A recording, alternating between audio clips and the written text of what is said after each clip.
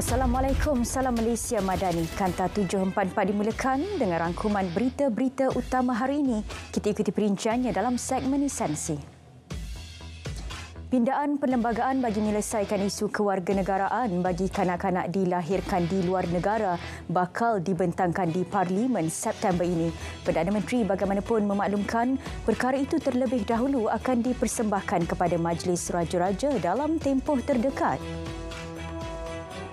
Keselamatan cyber sering diabai dan tidak diberi perhatian yang memadai walaupun ketika Malaysia gigih mengharungi transformasi digital. Bagi mencapai masa depan digital yang selamat adalah penting untuk memupuk budaya keselamatan serta keberkesanan cyber di seluruh negara, juga mewujudkan dan mengekalkan sistem aplikasi dan infrastruktur yang selamat. 31 lagi projek perumahan swasta berstatus sakit berjaya dipulihkan KPKT sepanjang Mei lepas. Ia melibatkan 3,299 unit kediaman dengan nilai pembangunan kasar 1.66 bilion ringgit. Data terbaru itu menjadikan 149 projek perumahan swasta telah dipulihkan dalam tempoh 6 bulan sejak Disember tahun lepas. Ia melibatkan 17,436 unit rumah. KKD melalui RTM bakal menerbitkan senarai lokasi dan tarikh bagi program jualan ramah bergerak di seluruh negara. Menteri Fahmi Fadzil memaklumkan keperluan bagi membantu rakyat untuk mengetahui lokasi dan tarikh untuk mendapatkan penjimatan apabila membeli barang mentah atau barang keperluan. Elang kursus anggota sukarelawan APM dinaikkan kepada RM40 sehari. Pelaksanaannya mulai bulan ini bakal memanfaatkan lebih 10,000 sukarelawan berkenaan. Sebelum ini, kadar allowance kursus kumpulan itu ialah RM5 sehari. Kali terakhir semakan allowance tersebut dibuat adalah pada 1970. PKS yang tidak mempunyai pengurusan sumber manusia sistematik antara golongan yang didapati culas dan kurang kesedaran mengenai caruman perkeso bagi pekerja mereka. Mendedahkan perkara itu, Ketua Eksekutif Perkeso Datuk Seri Dr. Muhammad Azman Aziz Muhammad, isu caruman perkeso bagaimanapun tidak timbul dalam kalangan syarikat besar memandangkan pasukan sumber manusia sedar akan tanggungjawab kepada pekerja. Perkeso Terengganu melancarkan Ops Kesan Peringkat Negeri bagi mengesan serta mengambil tindakan terhadap majikan yang belum dan gagal mendaftar perusahaan serta pekerja masing-masing yang layak. Ops Kesan akan diteruskan dari semasa ke semasa mengikut jadual kawasan yang telah dikenal pasti di seluruh Terengganu bagi memastikan majikan tidak terlepas daripada tindakan juga peraturan. Angka penganggur di Malaysia terus berkurang. Pada Mei lepas, bilangannya 584,600 individu menurun 0.4% berbanding 586,900 orang pada April. Menurut DOSEM, tenaga buruh pada Mei pula meningkat 0.2% kepada 16.86 juta individu. Kadar pengangguran pada Mei tahun ini kekal seperti bulan sebelumnya iaitu 3.5%. Rakyat diingatkan untuk lebih berhati-hati dalam pemilihan lokasi beriadah. Walaupun bencana boleh berlaku di mana-mana, Yang di-Pertuan Agong Al-Sultan Abdullah Riayatuddin Al-Mustafa Billah Shah bertitah adalah lebih baik jika langkah berwaspada diambil bagi mengelakkan risiko insiden tidak diingini. KDN serta AADK diberi tempoh 3 bulan untuk mengkoordinasi usaha bagi merangka inisiatif atau program efektif untuk membendung masalah dadah. Justru, beberapa agensi berkaitan perlu berganding bahu merangka menyusun inisiatif atau program yang efektif agar gejala dadah dibendung dengan lebih berkesan. Sindiket dadah yang menjadikan kediaman termasuk inap desa sekitar Lembah Kelang sebagai lokasi penyimpanan tumpas. Ia hasil serbuan dilaksana Polis Selangor baru-baru ini. 3 lelaki tempatan ditahan, turut dirampas 222 kg dadah pelbagai jenis selain beberapa aset termasuk 2 kenderaan. Siasatan sedang dijalankan bagi mengesan dalang sebenar sindiket yang mula aktif awal tahun ini. 14 kes samun di Negeri Sembilan, Selangor dan Perak membabitkan kerugian lebih RM500,000 berjaya diselesaikan. Ia menerusi operasi casa yang dijalankan polis selama 8 hari mulai 1 Julai lalu. 8 lelaki ditahan dengan 5 daripadanya memiliki rekod pelbagai jenayah. Ini termasuk samun, merusuh dengan senjata dan ugutan jenayah. Seorang pengurus dan 2 guru direman bagi membantu siasatan kes dera di sebuah taska di Taman Meru Perdana 2 Ipoh. Perintah reman 7 hari itu bermula Sabtu lepas bagi membolehkan siasatan mengikut Seksyen 31-1 Akta Kanak-Kanak 2001. Mengesahkan perkara itu, Ketua Polis Daerah Ipoh ACP Yahya Hassan. Polis Kelantan mengenal pasti 16 kawasan Dewan Undangan Negeri Dun yang dianggap panas pada PRU Dun ke-15.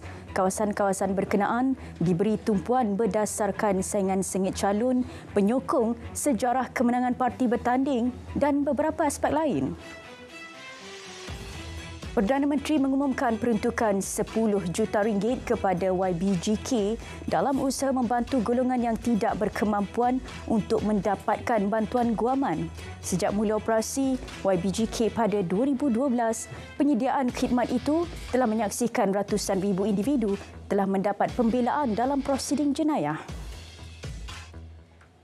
Doktor kontrak yang mula diserapkan ke jawatan tetap diminta bersabar dan akur untuk ditempatkan di lokasi yang telah ditetapkan.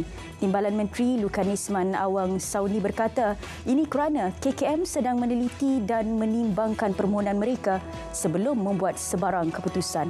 KKM sentiasa menambah baik sistem penempatan doktor tetap agar mereka dapat bertugas dengan baik. Notifikasi produk kosmetik Airy Beauty Care Night Cream dan BL Lady Day Cream 1 telah dibatalkan selepas dikesan mengandungi racun berjadual dan tidak lagi dibenarkan untuk dijual di Malaysia. Kenyataan Ketua Pengarah Kesihatan Datuk Dr. Muhammad Razi Abu Hassan memaklumkan produk Airy Beauty Night Cream mengandungi merkuri, manakala BL Lady Day Cream 1 mengandungi hidrokinon dan tretinoin. Pejabat Menteri Pertanian dan Keterjaminan Makanan menafikan penglibatan serta kehadiran menteri dalam Majlis Pelancaran Program Sistem Data dan Kualiti Durian Ekspor Malaysia seperti tular di media sosial. Menerusi kenyataan, mana-mana pihak dinasihat tidak menyalahguna nama menteri dalam mana-mana program yang tidak mendapat pengesahan atau persetujuan pejabat menteri. Akibat merompak dan mencederakan seorang warga emas, seorang pekebun kelapa sawit dipenjara 8 tahun dan 1 sebatan.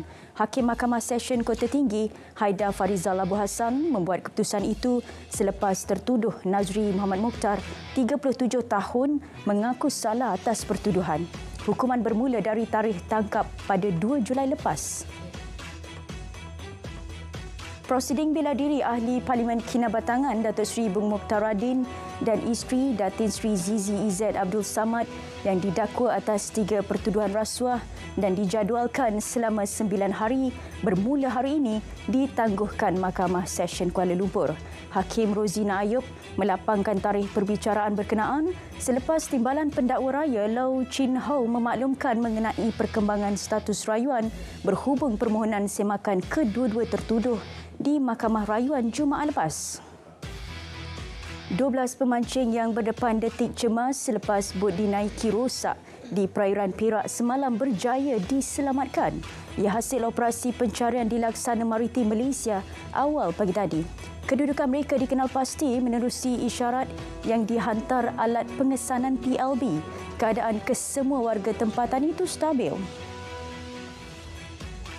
2 maut, 7 penumpang bas parah akibat kemalangan melibatkan sebuah bas pesiaran dan sebuah kereta. Insiden berlaku di kilometer 285.5 Lebuh Raya Utara Selatan, arah utara, kira-kira pukul 5 pagi tadi. Timbalan Ketua Polis Daerah Nilai DSP Mat Gani Latih memberitahu hasil siasatan awal mendapati bas berkenaan disyaki melanggar tiang jambatan di kanan Lebuh Raya sebelum berpusing ke kiri dan melanggar sebuah kereta. Malaysia dan India mengesahkan komitmen untuk meningkatkan lagi kerjasama pertahanan, khususnya dalam aspek kerjasama antara tentera dan sains pertahanan, teknologi dan industri. Ia dicapai dalam pertemuan antara Menteri Pertahanan Datuk Seri Mohamad Hassan dan rakan sejawatan dari India, Sri Rajnath Singh.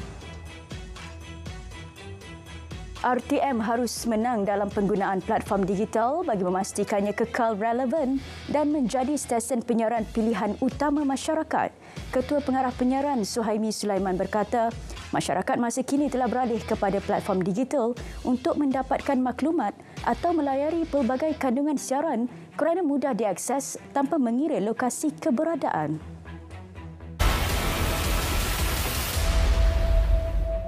Jumlah stok minyak sawit Malaysia meningkat sebanyak 1.92% kepada 1.72 juta tan pada Jun berbanding 1.69 juta tan pada bulan sebelumnya.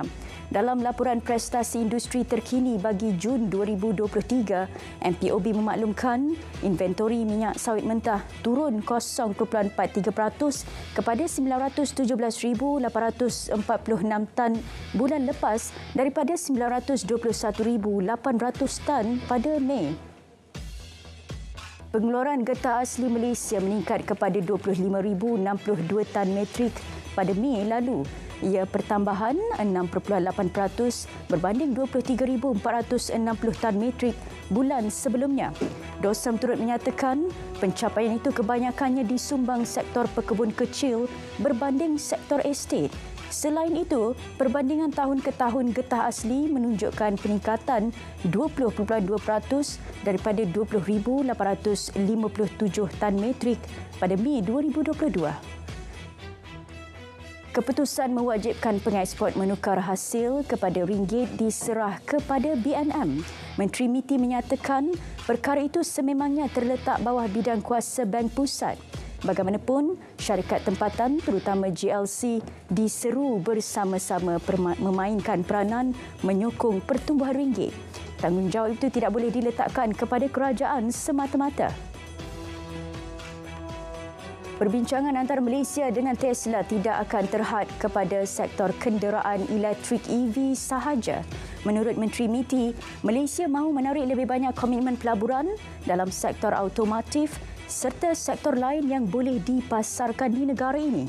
Perkara itu menjadi fokus perbincangan Perdana Menteri dan Ketua Pegawai Eksekutif Tesla Elon Musk yang dijadual berlangsung hujung minggu ini. Beberapa firma dari Amerika Syarikat menunjukkan minat untuk meneroka peluang pelaburan dan mengembangkan operasi sedia ada di negara ini. Timbalan Menteri Keuangan US Steven Sim Chee Kiong menyatakan perkara itu dimaklumkan dalam mesyuarat bersama Dewan Perniagaan Amerika Malaysia AmCham yang dipengerusikannya baru-baru ini.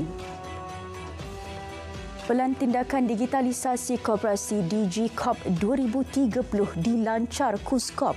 Matlamatnya meningkatkan keupayaan koperasi kepada perniagaan berasaskan teknologi. Fokus tertumpu kepada aspek penawaran produk dan perkhidmatan. DigiCorp 2030 turut diyakini membawa perubahan dalam mentransformasi gerakan koperasi ke arah pendigitalan. Di India, sekurang-kurangnya 22 terkorban susulan banjir dan tanah runtuh akibat hujan lebat. Bencana itu dilapor melanda 6 negeri di wilayah utara. Paling teruk terjejas negeri-negeri di kawasan pergunungan yang merekodkan 6 kematian. Jabatan Meteorologi meramalkan lebih banyak hujan akan melanda sebahagian besar wilayah berkenaan beberapa hari akan datang. Sekurang-kurangnya seorang terkorban dalam insiden hujan lebat luar biasa yang membadai Fukuoka. Mangsa wanita warga emas berusia 70 tahun disahkan maut selepas rumahnya dilanda tanah runtuh. Sementara 2 lagi individu dilapor masih hilang akibat kejadian sama. Puluhan ribu penduduk telah diarah berpindah ke kawasan selamat. Wilayah Sumi di timur laut Ukraine kembali jadi sasaran serangan Rusia. Semalam, 11 letupan direkodkan berlaku di kawasan yang terletak berhampiran sempadan Rusia. Sumi mula jadi sasaran serangan Rusia pada Mac lalu. Susulan serangan berterusan, penduduk Sumi yang tinggal berdekatan sempadan Rusia disaran segera berpindah akhir bulan lepas demi keselamatan. Penutupan ruang udara Sudan kepada semua penerbangan yang sepatutnya berakhir hari ini dilanjutkan sehingga 31 Julai ini. Bagaimanapun, pengecualian diberi kepada penerbangan kemanusiaan dan pemindahan yang dapat kebenaran. Ini susulan pertempuran antara tentera Sudan dan pasukan separa tentera RFS yang masih berlaku sejak April lalu. Sejak itu, kedua-dua pihak telah beberapa kali melaksanakan genjatan senjata, namun konflik masih berlaku. Ini pula susulan rancangan Amerika untuk menghantar kapal selam nuklear ke Korea Selatan. Korea Utara beri amaran ia berupaya membawa ketegangan ketenteraan serantau ke tahap lebih kritikal. Kanta 744 berakhir di sini, menyusul selepas ini berita perdana bersama Fatil Hidayat Ghazali dan Nurul Hidayah Nawai untuk paparan lebih komprehensif.